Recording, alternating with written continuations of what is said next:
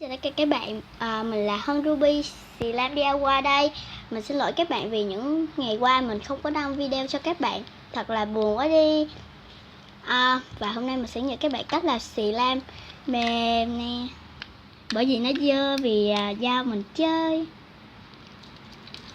Rồi bây giờ mình sẽ bắt đầu thôi. Đầu tiên các bạn cần đồ đựng và đồ khuấy. Tiếp theo các bạn cần có hồ.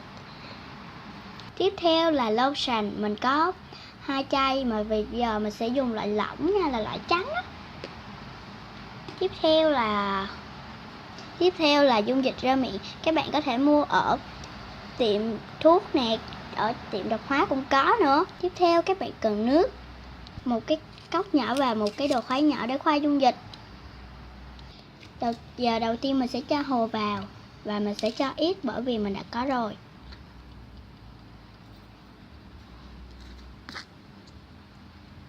Và mình sẽ cho như vậy thôi.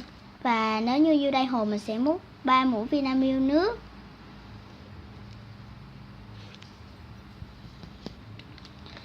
Và chúng ta sẽ khuấy đều lên nha. Tiếp theo các bạn sẽ cho lotion bằng 1/3 hỗn hợp.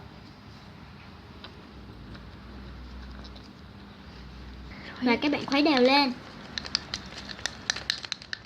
Nó sẽ ra bằng một màu trắng muốt, cũng rất là đẹp nha. Tùy theo các bạn muốn cho màu hoặc là gì đó luôn, nhưng mình sẽ không cho. Tiếp theo mình sẽ lấy một cái cốc nhỏ và mình sẽ cho nước vào. Pha dung dịch theo tỷ lệ 2 dung dịch 5 nước.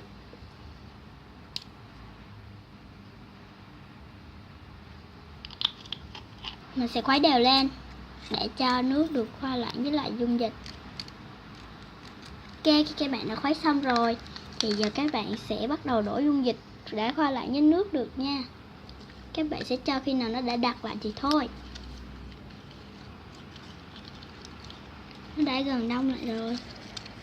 Giờ các bạn sẽ nhồi một xíu để cho nó không bị dính nè. Slime không hề dính và rất là mềm mà còn tưng tưng nữa.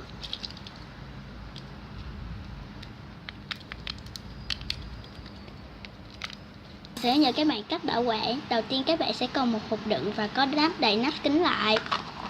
Và các bạn nhớ mỗi lần lấy ra chơi, chúng ta sẽ chơi ở một nơi khô ráo để cho slime không bị cứng nha. Video của mình đã tới đây là kết thúc rồi. Yêu các bạn nha. Bye bye.